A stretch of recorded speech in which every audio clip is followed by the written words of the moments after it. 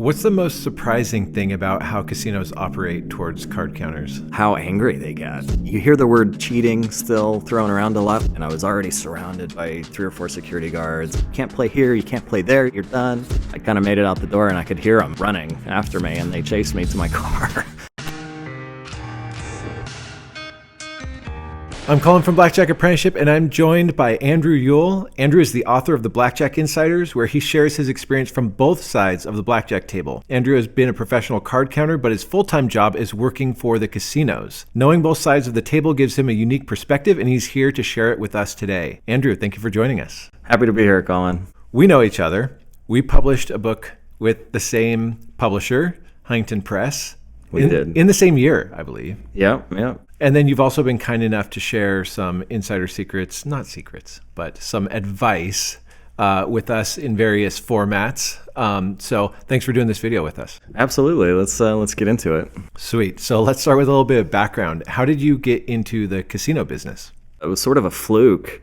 I was in the construction business in 2008, which turned out to be a terrible time to be in the construction business. So I got laid off from my job. And I did 8 months of very stressful unemployment, and I saw an ad in the paper for a pit clerk, and I didn't even know what it was. So I just showed up and borrowed a tie from my dad and tried to look good, and they hired me on the spot. And I started as a pit clerk, which was back then. They don't have a ton of pit clerks anymore, but it was like taking those manual rating slips for players' cards and entering all that data into the computer so that people could get their rewards points and their comps and things. And was that the same role you had when you got into card counting? No, I started card counting a little bit later. So I was a pit clerk for maybe 6 months or something. And then they sort of taught me to be a dealer, which was a little bit unusual back then as well. And once I became a dealer, I did that for maybe a year or so. And then I got into the supervising part where I met Mark Stevens, who became my partner and my casino manager back then. And that's how I started to learn card counting. Okay, so tell us that story, how you got into card counting. The new casino manager came to our shift. They did like some moving around with the managers, and he wanted to see where his staff was at. So he gave us a basic strategy test, and I did pretty well compared to everybody else and all of my other coworkers. And so he just kind of started talking to me about blackjack and how I learned and what kind of interests I had. And card counting came up, and I was like, yeah, I would really like to do that. I read this book during my unemployment, and I thought it was really cool. And he's like, well, I could work with you and show you how to do it. I was like, great, that sounds awesome. And so he did. He started giving me homework. We perfected my basic strategy and got into, the index plays and everything else. We were filling out sheets upon sheets of basic strategy charts and index plays and doing practice sessions in his office. So rather than take my break and go eat that horrible food they were giving us in the EDR, I would go into his office and he would deal me shoes and just watch me play and see how the count was. And it was pretty fun. Was he self-taught? I think he was self-taught. I don't remember. It's been so long now, but I think he was self-taught. He read a bunch of books, and he had the Casino Verite software. And he may have trained with somebody else in the very beginning of his journey, but to be honest, I don't remember. But yeah, that's how it all started. And then what did you guys do once you finished your training? I was a little nervous about investing. I sort of had this thought that it wasn't going to work for me. I was really young back then too. I was only maybe 23 or 24. And I was a little nervous about it. So he bankrolled me at first. And once I got through my first month of playing a pretty small spread, but I got through my first month and saw like, man, I could really make some money doing this. I decided to invest, and we both kind of went 50-50 into a bankroll, and that's how we started our business. And were you living in Vegas at the time? No, I was still living in Mesquite. I was working at one of the small casinos there in Mesquite, Nevada. And I was working swing shifts, so I would work 6 p.m. to 2 a.m., and then I would get off of my job there and just drive straight down to Vegas. I would get like a Monster and a candy bar at the gas station and gas up and come down in Vegas and play all night at some of these places we were playing back then. And it was a real adventure. For a season, went full time. Yeah, I did. We sort of kept reinvesting our winnings and growing the business. And we got to a point where we could make much more money card counting than we could working for the casinos, especially the small ones, where we were. They just, it doesn't compare to being a card counter. And the story of how we both got there was a little bit hectic. Mark was fired from his job by the new management in sort of a shady way, to say the least. And then I followed pretty closely behind him. I quit myself. I wanted to leave on my own terms. I saw the writing on the walls, and it wasn't friendly. So I took the hint and got out of town. So we started playing full time, and we were traveling all over the country to all these places that had casinos, and at least a few of them that we could play for a few weeks. And yeah, it came up to my neck of the woods. I did. Yeah, I came up to Seattle and played. We played pretty hard up there, actually. I came up there a few times. Did your casino know what you guys were doing on the side during that whole time? Sort of, in a way, because Mark was the boss back then. So I mean, we sort of had free reign when we were working together to practice, and he would come into the pit with me, and we would watch tables, and he'd explain things to me as the games were going on, and he'd quiz me like as people were playing, like what the next move is going to be, what their move is going to be. So I had like unlimited access to blackjack at that point, and it was pretty unique. How did you feel if did card counters ever come into your casino? Yeah, they did, because we had pretty good games. We were dealing double deck games with probably 75% penetration, and the rules were pretty good. So yeah, we would get them, and we were able to pick them out pretty quickly because we're counting too, getting my practice in, and yeah, it was pretty fun. I imagine that you were gentler with the back-offs than someone that sees them as the bad guy. I think at first I got a little feisty. Because I'm learning this new thing. I was pretty excited, and so I was probably a little feisty at first, but as I grew, I'm much more gentle with the back off than you might have had some experiences with out there. Oh yeah. I'm sure you had some rough ones too. I mean, yeah, there's that story you tell about being kind of chased in Biloxi a bit, or yeah. They were so done with me in the South down there. Those casinos were just tired of me. I was chased out of a number of places down there. And then you didn't stay full time because of personal reasons. Mark and I's idea was always just to play for about a year and a half, and then kind of move on to the rest of our lives. That was always like our vision for that journey, was to play for a little while and save up some money so we could invest and then kind of move on with our lives. So that's exactly what I did. We both saw that through to the end. He's in a completely different life now. He's working as a registered nurse, I believe, and I came back to the casinos and grew my career there, and yeah. And in Vegas. In Vegas, yeah. Upgrade from Mesquite to Vegas. That was an upgrade. Yeah, our possibilities were run out just by the events that happened in the book. So. You're now working in Vegas, and we want to get into some of this Vegas intel. Sure. The first being, how have you seen casinos change? How have blackjack conditions changed since COVID? Since COVID. So when everything reopened, they were so limited, right, on how many people could be in the building, how many people could be at the table. So you started to see an emergence of more 6 to 5 tables and more continuous shuffle machines, because their games were limited, so they wanted them to be the best games possible. And people were so anxious to gamble back then, and that's exactly what happened. They came in and played games, and they didn't care. Best games for the casinos. Yeah, well, right, because that's a good point. If they could only have 3 people at the table. Yeah. Well, if you increase the house edge by 3, you're making more money than even a full table at 3 to 2, which is only works if people are willing to play it. And they are. Like, I get these questions all the time where people will come in and say, how do you guys sleep at night? How do you get away with this? All these 6 to 5 tables. And it's hard not to say, look around. All these tables are full. People are going to play no matter what the game is. I mean, you might not, but the general public is going to play. We're doing our part to educate people to not play these terrible games, CSMs and 6 to 5 and free bet blackjack and all that stuff. But you're right, especially here in Vegas. Someone flies in for a conference or a show or, the Sphere, whatever it may be, and they're thinking, I want to go gamble, not what's the best game I could play. People used to come to Vegas to gamble. And so that was the competition. Now the competition is the shows, the meals, all that stuff. And people are going to gamble on the side.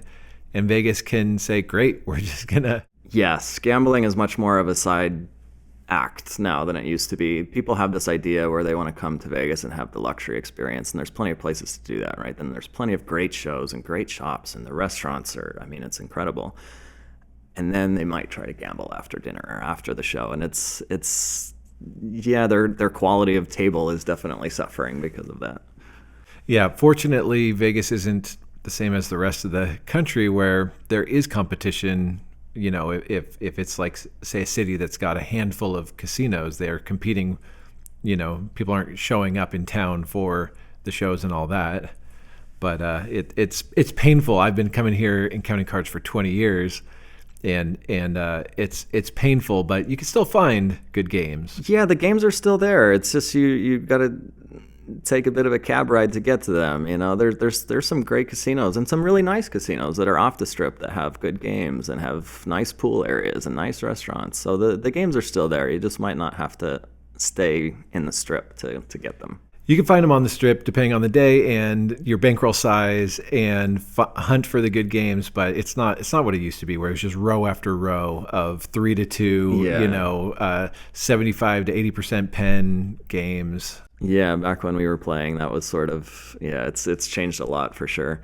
The games are still there on the strip, like you said. They just usually come with a higher price tag, right? You're going to have to pay $100 or $200 sometimes to play a really good game, and to have a bankroll that size is... You could find, depends on the right time of day, 25 or 50. Yeah. You can find them, but it's still not what it used to be. Right.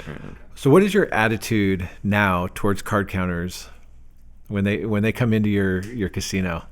I still kind of get a kick out of it. Like I don't know. I enjoy it. I like to watch them play and see how they think that I'm watching them and stuff like that. It's kind of, it's nostalgic a little bit, because I remember sitting in that chair and playing with my chips and hoping that they didn't know what I was doing, and just seeing other people do that is really fun for me. I get a kick out of it. Do you feel like you can see them squirming when you're watching, or maybe a little? And I've even had a few that maybe knew who I was from the book or from other things that we've done, and yeah, it's always really funny to watch. But it's still your job to yeah, and I can spot them fairly quick usually. Even if I'm not running a deck down, I can usually spot the behaviors and just little things. I'm like, oh, I remember that. I remember making that move, because I remember those feelings when I was playing, right? Like when the count got high and I knew that I was supposed to win this hand. There's something in you that sort of builds, and I can usually see that in a player pretty quickly. They try as they might, they can't hide that expectation of win. But what about for the average casino, pit person? No. Because that's one of those things that, like, you have to do it to know it, and you had to be there. And there's all these cliches about it's hard to know something without doing it. Like, you can't fully know something without doing it, and unless you've felt that pounding in your chest and waiting for all these doubles and splits to pan out, then it's hard to recognize that in somebody else.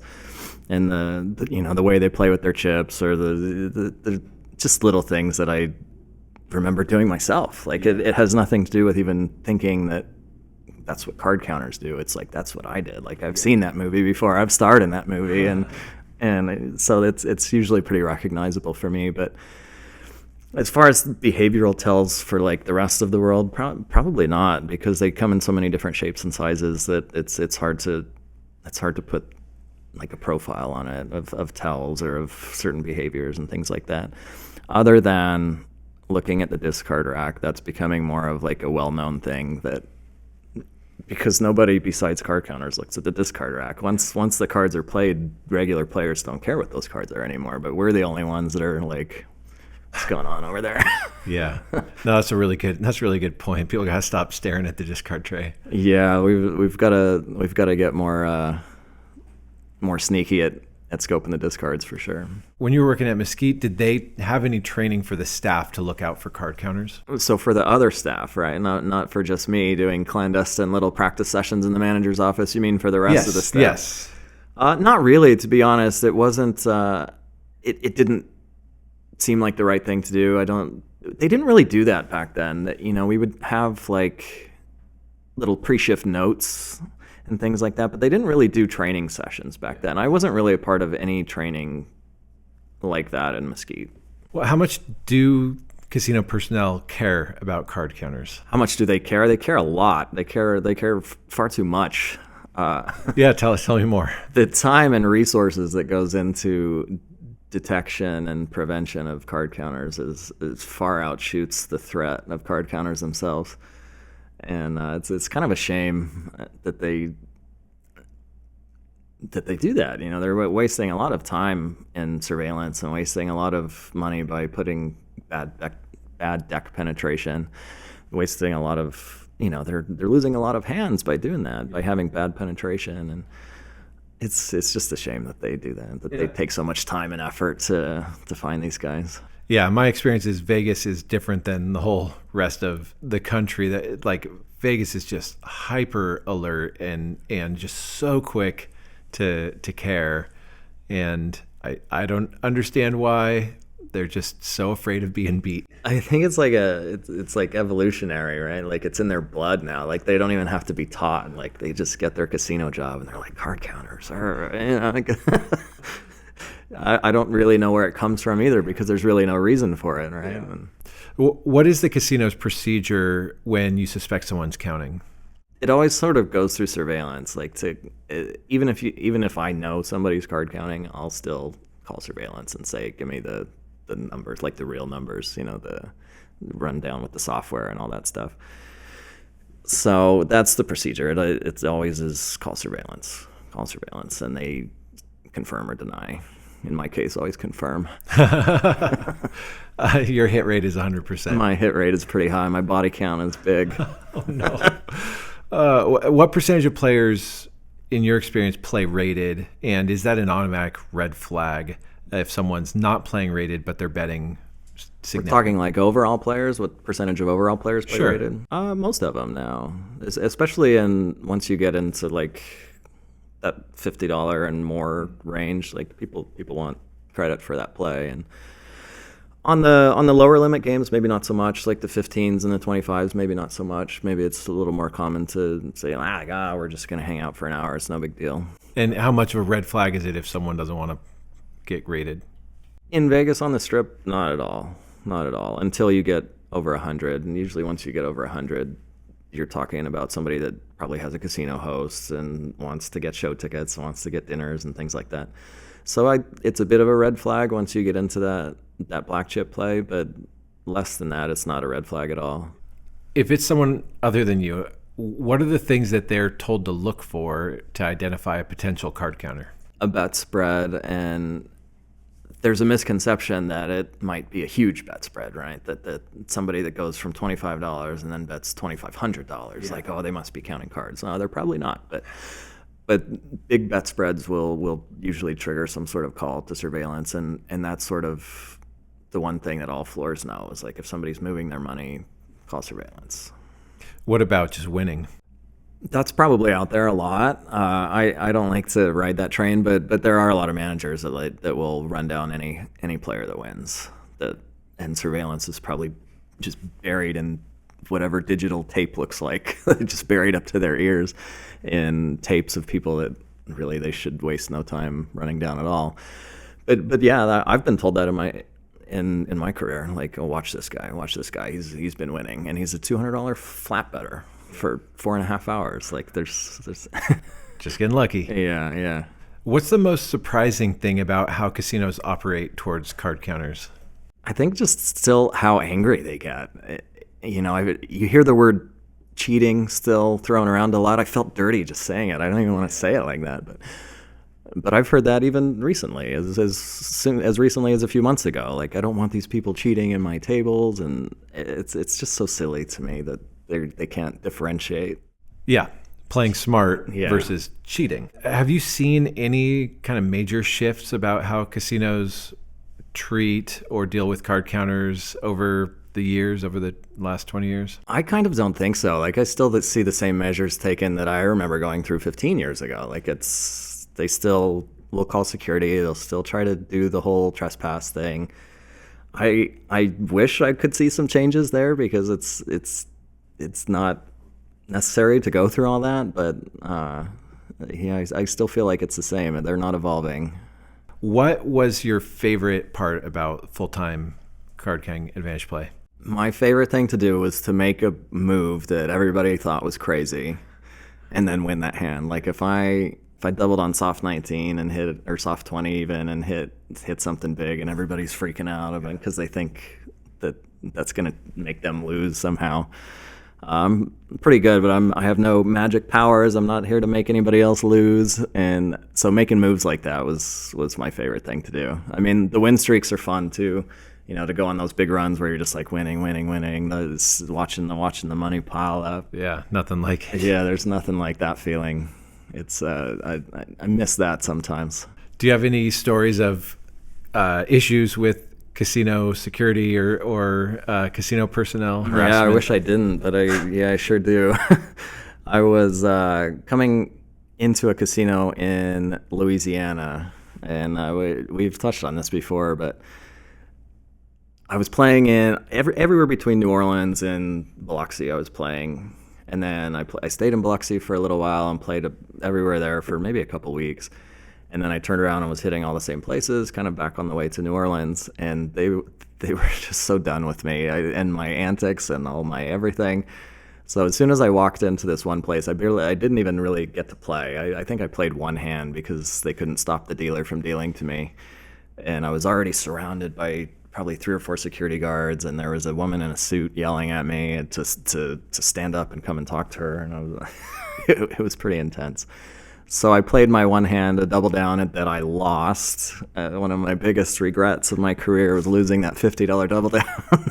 And they kind of pulled me away from the table and gave me their whole speech. It was a little more hostile than usual.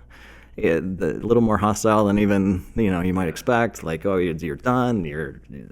We can't do this anymore. There's no more. You can't play here. You can't play there. You can't play there. You're done. And I kind of said, okay, well, let me go cash out. And they're like, no, you have to come with us. And I was like, I have to come with you? What do you mean? And I just wanted to cash my chips and get out of here, but I couldn't. I was literally surrounded pretty tightly by maybe six people.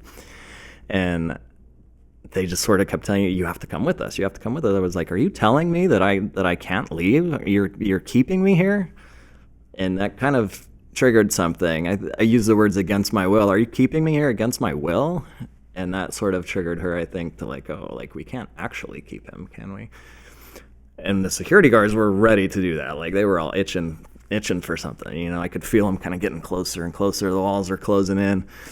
And they finally sort of opened up to where I could weasel my way out, but they were still following me all the way through the casino. They escorted me to my car and told me that I wasn't welcome back there, obviously, and that was a lot of fun.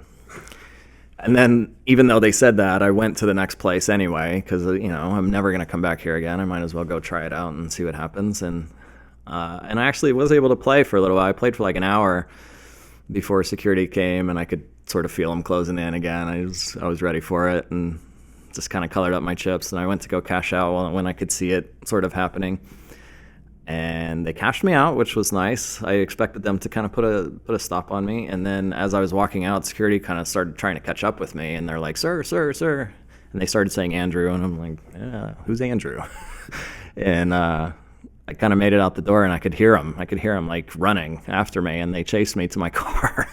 And they were trying to yell the Trespass Act at me. Like, you're never going to be welcome back here again. And if you come back, you're going to be trespassed and arrested. And I got cussed out on my way out the door of one of those Biloxi casino. Did you? Oh my gosh! Like vile stuff that they're spewing at me as I'm just politely walking out the door.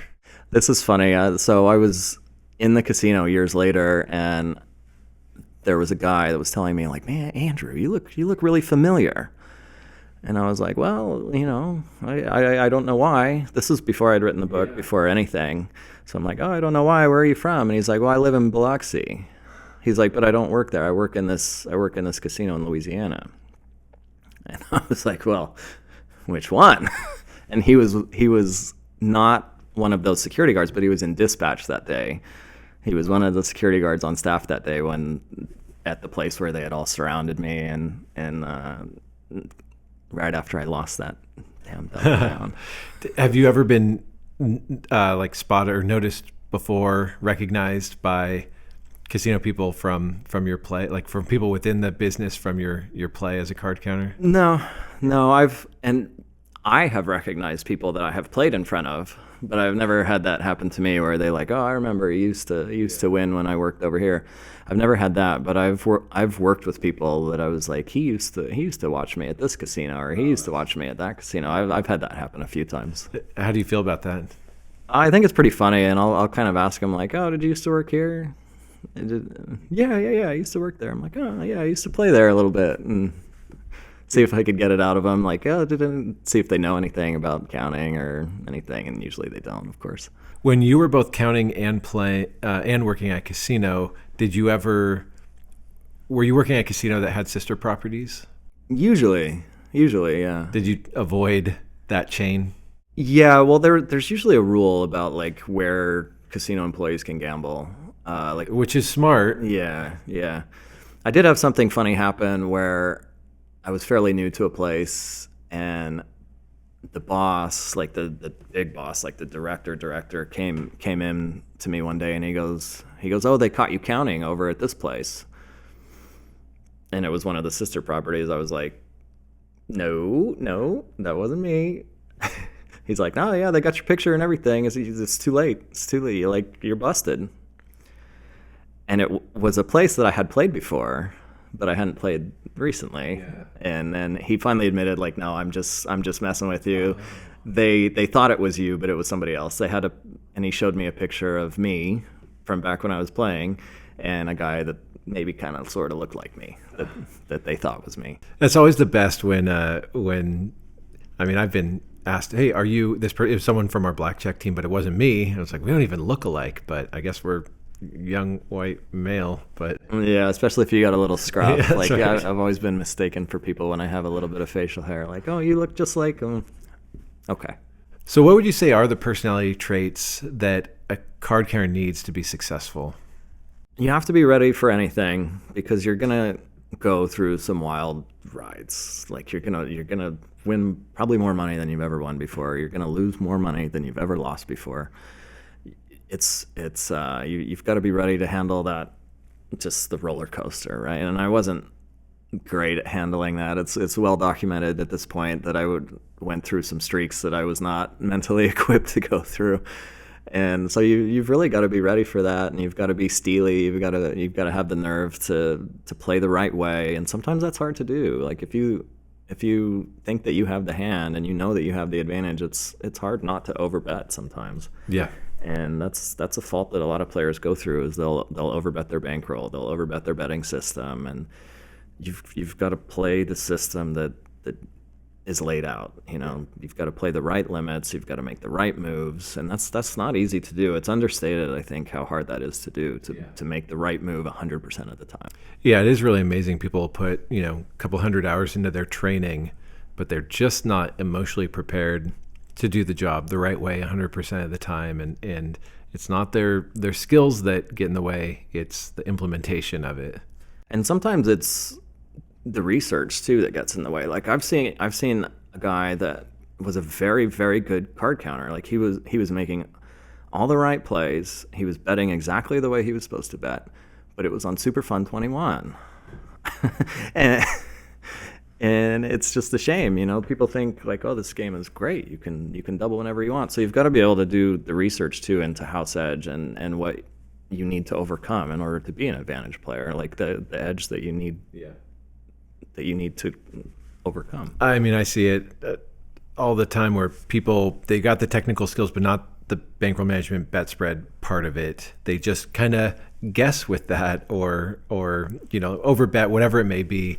And they don't realize that all the skills are there to bet properly. Yeah, and it's really a shame, because it probably puts people out of card counting that might have been great card counters, and it's kind of a shame that people don't put in that research, because they've done so much training, right? They've done so much practicing. They've ran through hundreds of decks, thousands of decks of cards, and they've made all these efforts, except just that, like, if they would have spent another half an hour researching bankroll size, and it's just a shame.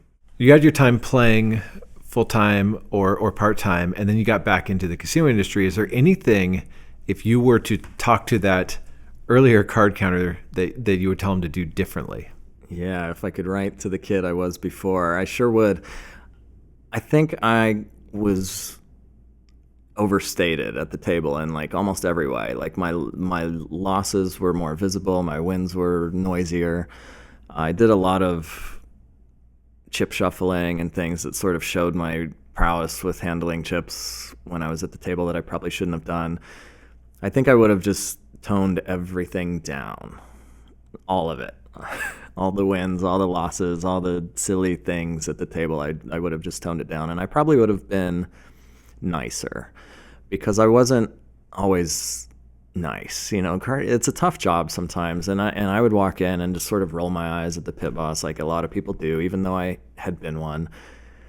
And I would not talk to the dealer. I would sort of just not be, I wasn't mean, but I was sort of standoffish, I guess, and not approachable. And I don't think that is a service to anybody. I think it's much better to go in there with a smile and just sort of be friendly. And it's disarming when somebody's nice in that environment. So it could actually help, I think. And like, he's a nice guy. He wouldn't be a card counter. I think that's really good advice, that it does go a long way, and you're going to blend in more if you're friendly and not over animated. I would say it's almost, you're going to stand out, like, because there's so many people at the table that are having a bad day and they are losing or they're drunk, and so just come in there and smile and be like, hey, how's your day going? Like, nobody ever asks a pit boss how their day is going. You know, it could help. Maybe it's a cover play. Maybe it's a newfound cover play. Free cover. Doesn't cost any EV at all to be nice to somebody. Yeah. Do you have any favorite or least favorite regions in the country that you counted cards in? As done as Biloxi is with me, I am also with them. I did not enjoy playing down there. There's some nice places to play and there's some good games, but just as my personal experiences there were not good. So I will never be going back there again. And if I was to play again, I would probably come and see you again up in Seattle and play those casinos up there. I loved playing up there. It was great. I could talk for hours about parts of the country and games and all that, but that is one of the fun parts. Is just seeing the country and having those experiences. Yeah, I went to some places that I would not go to if it wasn't for blackjack. I mean, if you're not playing blackjack, well, why would I go to Wendover, Nevada? But since I am playing blackjack, I went there and played the best single deck games I've ever played in my life and did really well. So it happened more than once where I would end up in a city that I would never end up in and did really well there. So let's talk about Blackjack Insiders. Have you always been a writer? No, during the events of the book, Mark and I would always joke after something crazy happened, we would call each other and laugh and say like, oh, this is going to be in the book someday. That's a story for the book. We'd have all these jokes about like, we're going to write a book one day. And as I got kind of farther into my counting career and ready to not take it quite as seriously anymore, I started really thinking about it. Like, could I write a book? You know, I was good at writing when I was in school. Could I do this? And just the shapes of it started to form in my head. And I had this idea that came to me one day for an opening line. Like, if I did write a book, if I were to do this, then this is how I would want it to start, with this line.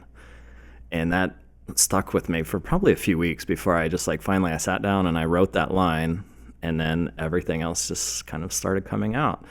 And I've got a pretty good memory, so I did that. I did it all by memory. And I had some notes that I went back to about records, about wins and losses and things like that. But the stories just started coming out, and it took me about 9 months to write them all out, and then there they were.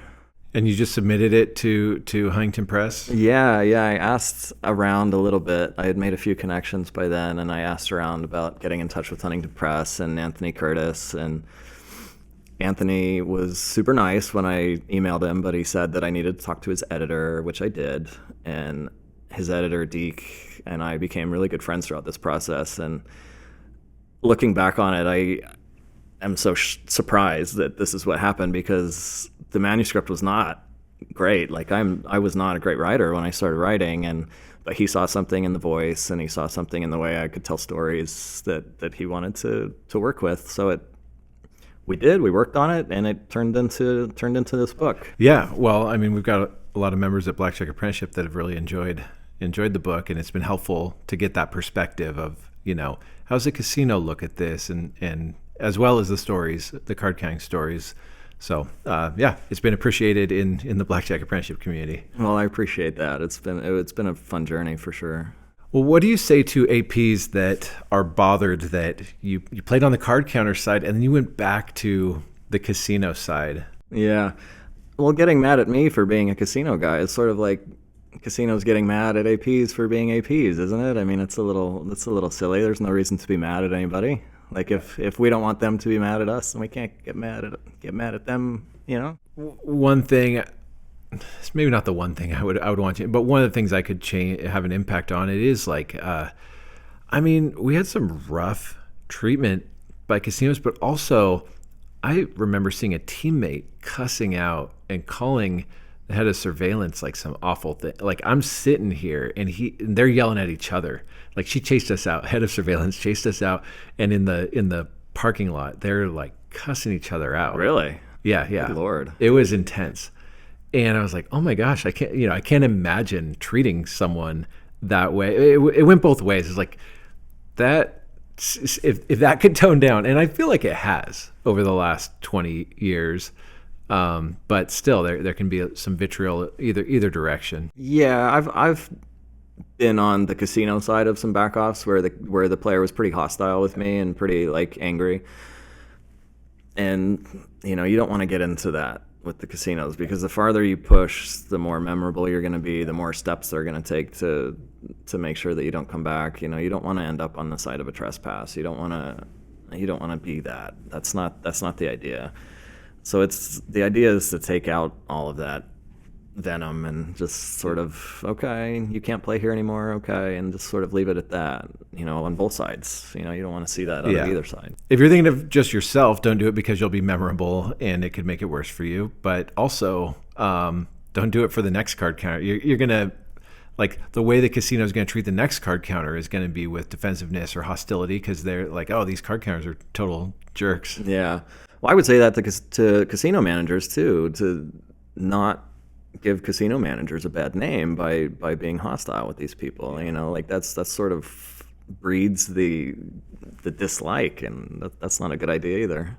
Having worked on the other side of the pit, what do you feel like helped your edge as a card counter? Anything stand out from that? Yeah, because we had this idea, I recognize the behaviors in the card counters. Like I see when they get excited, and I recognize all these little things. I can do that the other way too. It's like when the pit boss is typing a certain way on the computer, I know he's probably just looking at the rack. When they're doing this and going over to the phone, I know they're probably talking about this. And you'd be surprised at how much heat you're not getting. I think a lot of people think, which is natural, that every time the phone rings, it's about them. And every time the pit boss comes over to the computer and looks at something, it's about them.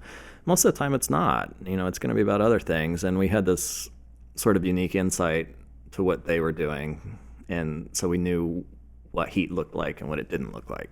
Yeah, we just actually filmed a video. Maybe it's out by the time this interview comes out. I'm not sure. But it's about handling heat. And the first thing is to figure out, is it real heat or not? And I feel like a lot of amateur or newer card counters, they don't have that spidey sense of is this heat, or are they calling a fill because the table needs more chips, or they're huddling over at the computer. Oh, it's because they're letting the people that just came on the shift know, hey, here's what's going on at these tables. This guy's been here for 3 hours. It might not have anything to do with suspicion of advantage play. Yeah, it likely doesn't have anything to do with suspicion. We could probably do a whole video on that, about what heat looks like and what it doesn't look like. And a lot of times it doesn't. It's just not there. Like you said, they're turning over. You think they're talking about you, like, oh, there's this guy, he's playing he's the card counter, but they're probably just talking about somebody else and letting him know that he's in $200 and betting $50 a hand. Like, because they do have to tell each other that mundane information when somebody comes in to go on a break or whatever. They have to relay information about everything that's going on at the table, and not all of it is, I mean, none of it probably is about advantage play. It's about this guy that has this many blacks in his pocket, and this guy that, you know, is going to color up this much, and he bought in this much, and most of it is not heat at all. I've probably had it 100 times where I'm sure this is it. Oh no, they're talking about me. I'm about to get backed up. The phone rang. Here it comes. And it was nothing. Yeah. But I've also had 100 backoffs, so 100 times where it really was heat. What was your guys' policy if you perceived, hey, we're getting some real heat here? It's sort of funny because as we got into taking card counting more seriously and we were no longer at our jobs and we were playing full time, that's when we started not caring about backoffs because we were going to places that we were likely to never go to again. So we would go to like a small town in Mississippi or something on the way to somewhere else and just play until they backed us off. We would play like with the intent of being backed off because we knew that we were never going to be back there. So the backoffs are not scary like people think they are. It's part of the game. It's going to happen. And it's almost important that it does happen because you don't want to, you know, you and I have said this for years, don't back yourself off. Don't see heat that's not there and back yourself off from the game. It's you know, it's important. Sometimes you need to back off in order to move on to the next step. Let's say the phone does ring. We have no idea as card counters what's happening there if it's not about us. So can you give some examples of what they might be calling about or what this conversation is? If the phone rings, the dreaded phone call, and it's usually like a really obnoxious, horrible ringtone, right? Like all these casino phones make the worst noises in humanity. It's probably nothing. It could be somebody from the other pit that's going, hey, like, let's take our break at the same time so we can go eat. You know, a lot of times it's not even work related. It's, you know, I'll call somebody across the pit and be like, did you see that girl that just walked by? Did you see that guy in that crazy outfit that just walked by? Sometimes surveillance does call down and they'll say like, oh, what's the employee number for this dealer? Like maybe they saw a little weird procedural mistake, which is important to remember because they're not just watching for card counters. They're watching everything. They're watching to see if the dealers are dealing the games correctly. They're watching to see if the payouts are correct. You know, they're watching all these different things. So usually when that phone call comes, especially if it's from surveillance, it's not going to be about card counting. The phone calls about card counting go the other direction from there up. And then the call back. Well, the call back usually is not going to be something that you see. That's going to be to somebody that's away from the table, that's like in management in the office or something like that. If you hear the phone ring, extremely unlikely that it has anything to do with you. That's very interesting. I wish you could have told me that like 3,000 hours ago. I've actually been told by surveillance that they spend more time monitoring, like auditing dealers and all that stuff because the casino's more vulnerable to dealer mistakes, intentional or unintentional, than they are to it. I mean, of course, we already talked about how paranoid, especially here in Vegas, they could be about AP, but yeah, they spend a lot of time just making sure that procedures are being followed correctly. Yeah, that's a huge part of their job is auditing the dealers, not just for procedural accuracy and for like monetary accuracy, but for speed. They do lots of audits on hands per hour because that's a huge part of just like being an advantage player. You want as many hands as you can, right? The casino wants the same thing. They want as many hands dealt as possible.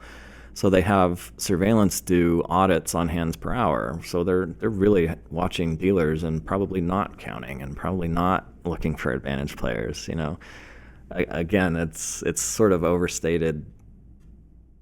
The heat is way overstated. I know one thing that would speed up rounds per hour. Better deck penetration. Yeah, let's do it, right? Let's cut them all. Yeah. Would you advise card counters in Vegas if they want to, you know, get some time in to just pop around a couple shoes per casino and move on, or to say, hey, you play a couple shoes, why not play 5, 6, 7, 8 shoes? I would say it depends on the shoe and how the shoe goes. My policy in Vegas was always to leave after a run of max bets. Like if I was betting max for longer than a half a deck or a deck, then I would leave and go on to the next place. Finish the shoe. Well, of course. Never walk away from a positive shoe, right? But at the end of that shoe, I would color up and just move on to make it draws less attention that way than to reverting back down to the minimum bet after the shuffle. So it's a good idea to leave, if you get 2-3 max bets out there and leave them out for a number of hands, especially if you're making weird moves. It's a good idea to leave after that run. If you were to consult with some casino managers, what advice might you give them and how to handle advantage players and advantage play? I would say to train their staff better first, because that's where it starts, is being able to recognize the signs of advantage play. But also not to invest so much time in it, because, as we've talked about, they spend so much time running down players that really show no signs of advantage play. So less time, less resources, and less hostility when they actually are advantage players. I'm just tired of all the cheating. I'm so tired of hearing that word, and I'm so tired of all the hostility that comes from it. There's no reason for any of it. You're wasting time, you're wasting emotion. Just walk up to the guy and say, "Sir, we're going to ask you not to play blackjack anymore." That's it. I remember speaking at the World Gaming Protection Conference a number of years ago, and I shared some stats of our team that I thought would be interesting to all these surveillance people. And one of them, I broke down the math of it, because to them it's like our team over, we won about $3 million in about 4 to 5 years. Well, that's a ton of money. But then I broke down the math per casino, and it was like $3 a day that we cost. The biggest blackjack team in the country at the time was costing them less than their coffee budget in their surveillance room. But to them, they're thinking we're costing them thousands. I guarantee they were spending more, freaking out about us than we were costing them. But they're not thinking with business savvy; they're thinking with paranoia. As I move from casino to casino and work with different casino professionals, I tell them that all the time, that they're wasting far more energy. They're putting far more into it than they're getting out of it. Like the money they're saving by backing off the few card counters that they have is not worth running down hundreds of hours of tape on people that have no signs of card counting at all. It's not worth cutting the shoe so badly that you're losing hands per hour. Trying to prevent something that's not even really costing you that much money anyway. It's costing them more money in hands lost to regular players. Yes. And that's a message that I have as I go from casino to casino too. Yeah, that one kills me, that they're costing money with every patron because of the 1%, that probably less than 1%, to be honest, that could actually be a threat. But then the other one is, we already talked about how many card counters don't have good bankroll management, and they're backing off these people that are actually probably going to lose their bankroll anyway. And that, I don't want card counters to do that. I'm just saying that's the reality of any difficult skill. For every person that becomes an expert at it, there's a bunch of amateurs, and they're just afraid of, they're probably backing off all these people that are not positive EV because of the fear of the one in 100 card counters that is positive EV. I've seen that happen fairly recently, where they backed off a player that was not a winning player, and he was playing pretty big too. He was playing on like $100,000 bankroll, and he was adamant, I'm not counting cards. I've been backed off here and I've been backed off here, but I'm not counting cards. I don't know. Why does this keep happening? And that's something that we've heard from a lot of card counters. So it sort of played right into the book, where it's like, well, sorry, sir, this is the decision we've made. Nobody, card counter or not, is going to change the casino's mind once they've decided to back you off. And, I sort of made the case that he was not a winning player, but he wasn't even showing real signs of counting. He was showing signs of, what we call card conscious, which is like where they're watching the cards, but they're not necessarily keeping track. Like if there's a run of small cards, then they'll maybe bet big on the next hand. But card conscious is not, that's good. Yeah. We want people to do that, Yeah. So casinos, let us all play, because for the 1% of us that are going to take some of your money, you're going to make more off the 99% of wannabes. Just let us play. It makes perfect sense when you put it like that. You've been working on a second book. Can you tell us about that? Yeah, that's true. I'm working on a second book. I've just submitted it to the publisher actually, and it should be out next year. It's something of a sequel to the last one with sort of some more inside stories and some perspectives and some really funny stories that I didn't really put in the first one. So it should be pretty juicy. Well, we'll be sure to let people know when that's ready. And like I said, a lot of our members at Blackjack Apprenticeship really enjoyed Blackjack Insiders. Well, I'm sure they're going to be doing that. Maybe we can do another podcast with you then and talk about the book once I've had a chance to read it. Yeah, I hope so. It's been a really fun project to work on, and I'm really excited for people to check it out. Awesome. Well, thank you so much for your time. People, if you want to check out Blackjack Insiders by Andy Uyal, you can find it from Huntington Press or Amazon, probably wherever you want. We'll have a link below in the description. If you want to learn more about card counting, you should subscribe to this channel. And you can also learn how to actually beat the game the right way from blackjackapprenticeship.com.